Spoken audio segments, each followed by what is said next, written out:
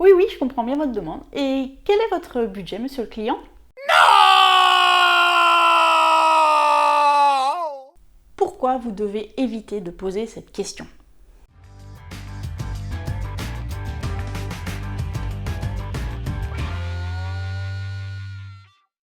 Quand vous posez cette fameuse question du budget, vous tombez dans le piège du biais d'ancrage. C'est un biais cognitif très puissant qui vous met en position de faiblesse. Vous prenez le risque de diminuer votre chiffre d'affaires et votre marge par la même occasion. Rien que ça. Vous croyez qu'une décision d'achat est rationnelle? Erreur. Vous pensez que les émotions sont à la base de nos décisions? C'est mieux, mais c'est incomplet. Notre rationalité et nos émotions peuvent être manipulées par nos biais cognitifs. Alors qu'est-ce qu'un biais cognitif? Pour traiter l'information et prendre des décisions, notre cerveau a cette tendance naturelle et automatique à fonctionner par approximation et raccourci, ce qu'on appelle des heuristiques. Ce mode de fonctionnement est très utile, mais il peut également entraîner des erreurs. Dans ce cas, on parle plutôt de biais cognitif, une sorte de fausse bonne intuition ou d'illusion.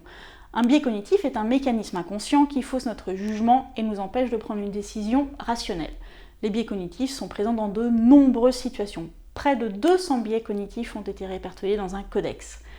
Personne n'est à l'abri, peu importe son pays, son niveau d'études ou son métier. Ce n'a absolument rien à voir avec l'intelligence. Le biais d'ancrage. Donc le biais d'ancrage, c'est notre tendance naturelle à utiliser la première information disponible en mémoire comme point de référence, alors que nous devrions évidemment plutôt utiliser l'information pertinente. Mais celle-là, il faut véritablement la chercher, et pour notre cerveau, ça demande un effort qu'il ne fait pas spontanément. En clair, il préfère plutôt choisir la facilité et la rapidité.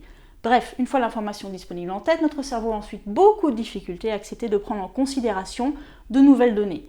En revanche, il n'est pas complètement débile, donc il va quand même comparer, évaluer, ajuster, mais il le fait autour de l'encre posée. Et c'est ça le vrai problème.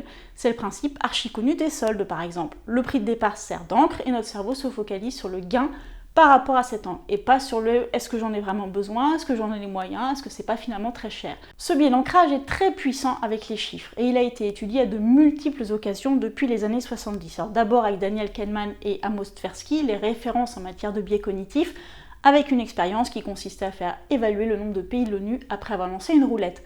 D'autres, sur l'âge de Gandhi, le nombre de physiciens à Londres à partir de son numéro de téléphone, le prix d'une maison, et même sur des peines de prison avec des juges.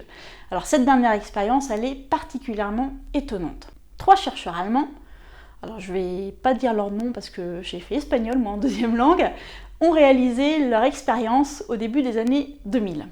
Il s'agissait de présenter un dossier judiciaire à un échantillon de juges. Ils devaient déterminer leur réquisition après un jet de dés.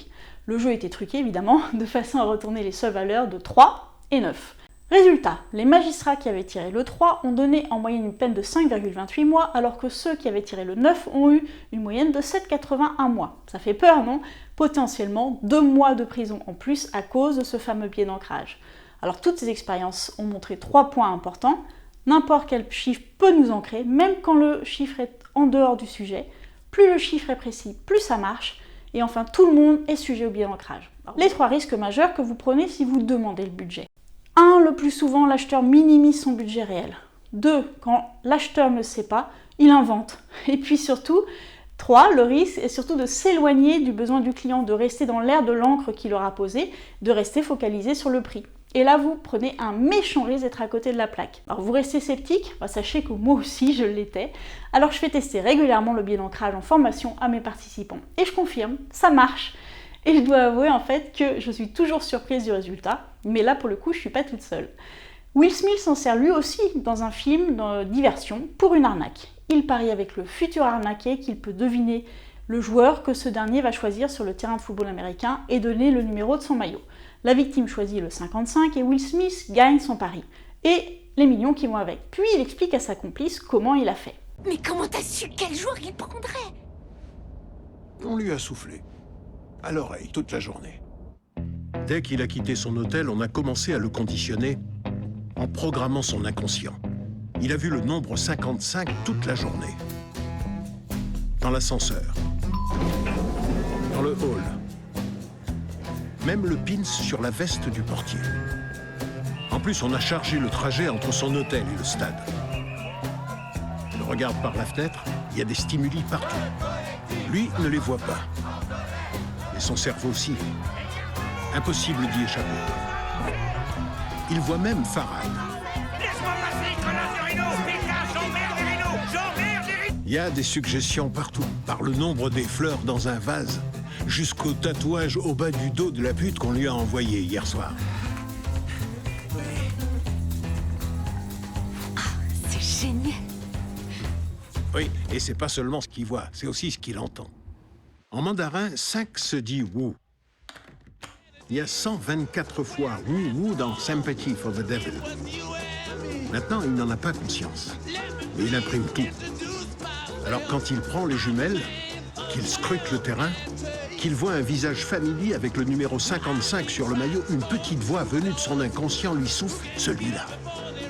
Il croit que c'est son intuition, et il le choisit. Est-ce que vous voulez que je l'écrive? Espèce de salaud! Tu vas pas me dire que c'est sûr à 100%?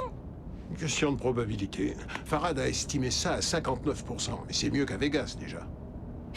Mais s'il avait mal choisi? Je doublais jusqu'à ce que ça marche. Alors même si Will Smith l'utilise, pourquoi certains continuent à demander le budget? Il y a 5 freins qui nous empêchent d'utiliser le biais d'ancrage. 1, ça peut paraître contre-intuitif, et puis on a du mal à imaginer que l'homme puisse être à ce point irrationnel quand même. On peut aussi avoir l'impression de gagner du temps. Et puis difficile de changer quand ça fait des années qu'on demande ce fameux budget.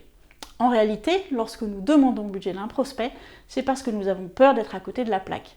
Nous avons peur de l'incertitude et nous avons peur de perdre la vente. Bref, demander le budget, c'est un moyen de se rassurer. A l'inverse, quand on ne demande pas le budget, on peut avoir l'impression de prendre un risque.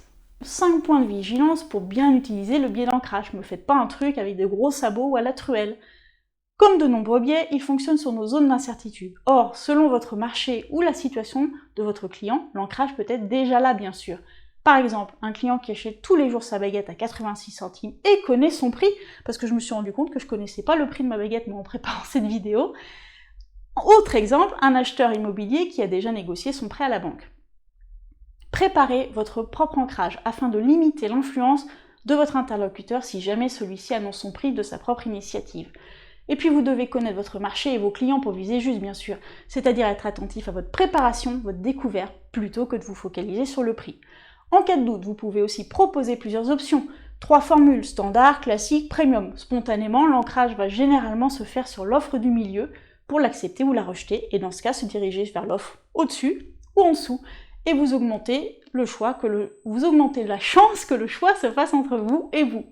Valorisez votre produit ou service avant d'annoncer votre prix, évidemment, et un prix précis. Un exemple célèbre d'ancrage, le lancement de l'iPad en 2010 par Steve Jobs. An amazing product, tremendous breadth. What should we price it at? Well, if you listen to the pundits, we're going to price it at under $1,000, which is code for $9.99. Il valorise d'abord son produit, un amazing product, puis seulement annonce son prix. And I am thrilled to announce to you that the iPad pricing starts not at $9.99, but at just $499. $499.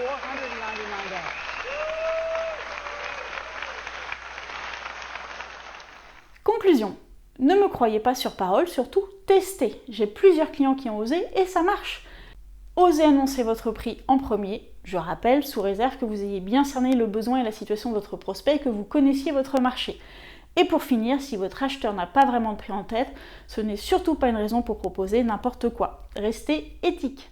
Si vous avez aimé cette vidéo, pensez à liker et partager, et puis laissez-moi vos commentaires, j'y répondrai avec plaisir.